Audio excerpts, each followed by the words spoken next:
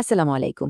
আচ্ছা, আমরা কি ধর্মগ্রন্থের কিছু খুব পরিচিত ধারণাকে আসলে ভুলভাবে বুঝে আসছি? আজকের এই বিশ্লেষণে আমরা ঠিক এমনই একটা প্রচলিত বিশ্বাসকে একদম নতুন একটা আঙ্গিকে দেখব। এটা এমন একটা দৃষ্টিভঙ্গি যা হয়তো আমাদের চিন্তার জগৎকে বেশ নাড়া দেবে। চলুন শুরু করা যাক।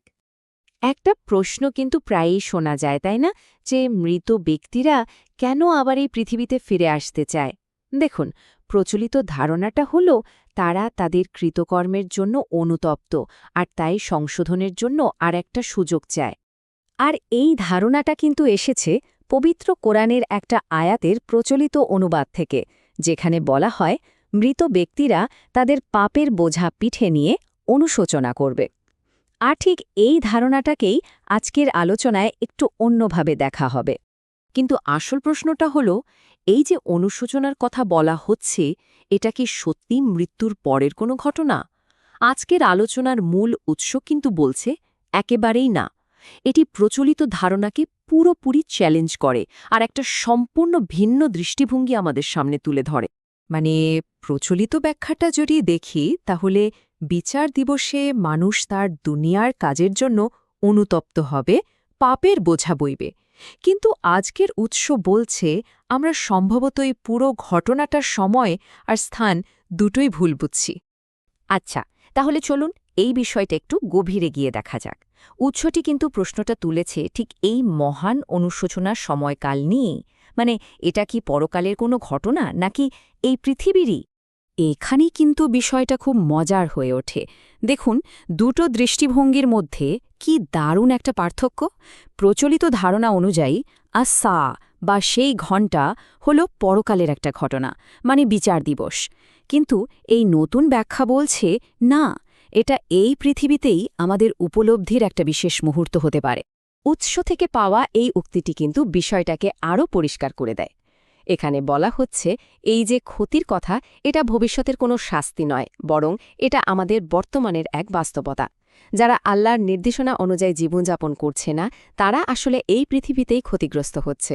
তাহলে ভাবুন তো, যদি এই মহান মুহূর্ত বা ঘণ্টা এই পৃথিবীতেই ঘটে, তাহলে এর সাথে যে বোঝার কথা বলা হয়েছে, সেটার মানে কি দাঁড়ায়? উৎসটির যুক্তি খুবই পরিষ্কার। সেই বোঝাও তাহলে অবশ্যই পার্থিব হতে হবে, তাই না? আর এখানে পুরো ধারণাটা একটা আধ্যাত্মিক পরকালের বিষয় থেকে সরে এসে একটা বাস্তব সামাজিক রাজনৈতিক দিকে মোড় নিচ্ছে।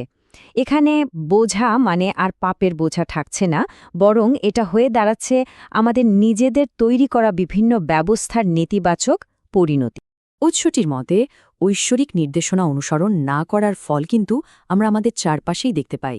এই পার্থিব বোঝাগুলো আর কিছুই নয়, এগুলো হলো দুর্নীতিতে ভরা অর্থনৈতিক ব্যবস্থা, সন্ত্রাসবাদ, সমাজের ভেতরে জমে থাকা ভয় আর হোয়াইট স্প্রেড যে নিপীড়ন চলছে, সেই সব ভয়াবহ বাস্তবতা।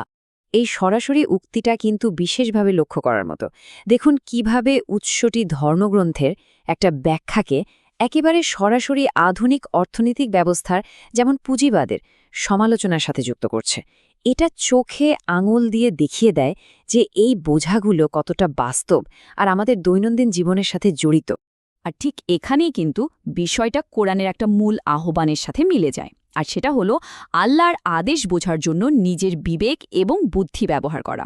উৎসটি বলছে, যখনই মানুষ এটা করতে ব্যর্থ হয়, ঠিক তখনই তারা নিজেদের তৈরি করা ত্রুটিপূর্ণ ব্যবস্থার বোঝায় আটকা পড়ে যায়। বেশ, তাহলে প্রশ্ন আসে, এই যে এত সব পার্থিব বোঝা, এর আসল কারণটা কি? আমরা কেন ভুল পথে চলছি? উৎসটির মতে এর উত্তরটা লুকিয়ে আছে ঐশ্বরিক বাণীর বিশুদ্ধতার ভেতরে। তো এখানে একটা খুবই যৌক্তিক প্রশ্ন চলে আসে, তাই না? যদি ঐশ্বরিক নির্দেশনাই সমাধান হয়ে থাকে, তাহলে সমস্যাটা এখনও কেন রয়ে গেছে? আর এই প্রশ্নটাই কিন্তু আমাদের উৎসের একদম মূল যুক্তির দিকে নিয়ে যাবে। উৎসটির মতে মূল সমস্যাটা হল আল্লাহর কথায় শিরক, মানে তার বাণীতে অংশীদারিত্ব স্থাপন করা। এর মানে কি?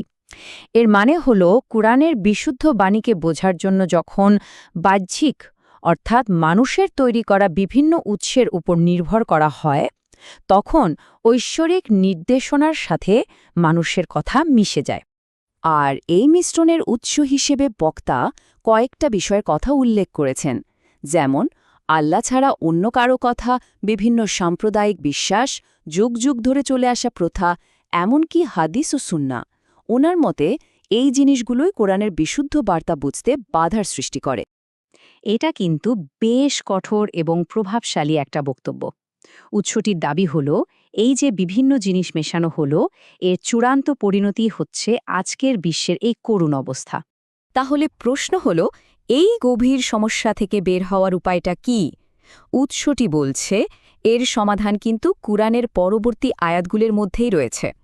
উৎসটি এ আয়াতগুলোকে ব্যাখ্যা করছে এভাবে, এটা আসলে তাদের জন্য একটা সান্ত্বনার বার্তা, যারা এই বিশুদ্ধ কথাটা সবার সামনে তুলে ধরতে চায়। তাদের মনে করিয়ে দেওয়া হচ্ছে যে দেখুন, যুগে যুগে আল্লাহর বার্তা বাহকদেরও তো অস্বীকার করা হয়েছে, কাজেই হতাশ হওয়ার কিছু নেই। আর এই উক্তিটি আল্লাহর কথার কোনো পরিবর্তনকারী নেই, এটাকে উৎসটি একটা প্রমাণ হিসেবে দেখাচ্ছে। কিসের প্রমাণ? প্রমাণ যে আল্লাহর বিধান একদমই অপরিবর্তনীয়। এর মানে হল, সঠিক পথে চললে তার ভালো ফল যেমন নিশ্চিত, ঠিক তেমনি ভুল পথে চললে তার খারাপ পরিণতিও কিন্তু একদম অনিবার্য। তো এই আয়াতগুলোর ওপর ভিত্তি করে উৎসটি ব্যক্তিগত এবং সামাজিক সংস্কারের জন্য 4টা পদক্ষেপের একটা পথের কথা বলছে। 1. বিশুদ্ধ বার্তা বোঝার জন্য বিবেক ব্যবহার করা। 2. কোনো মিশ্রণ ছাড়াই আল্লাহর আদেশ পালন করা। 3. অস্বীকার বা বাধার মুখে ধৈর্যশীল ও দৃঢ় থাকা। এবং 4. ফলাফলের জন্য অপেক্ষা করা, কারণ আল্লাহর সাহায্য আসবেই। সব শেষে একটা বেশ ভাবনার মতো প্রশ্ন দিয়ে আজকের এই বিশ্লেষণটা শেষ করা যাক। একটা ধর্মগ্রন্থের ব্যাখ্যার পরিবর্তন কি আসলেই পুরো বিশ্বের অবস্থার পরিবর্তন করে দিতে পারে? এই প্রশ্নের উত্তরটা হয়তো আমাদের নিজেদেরকেই খুঁজে বের করতে হবে।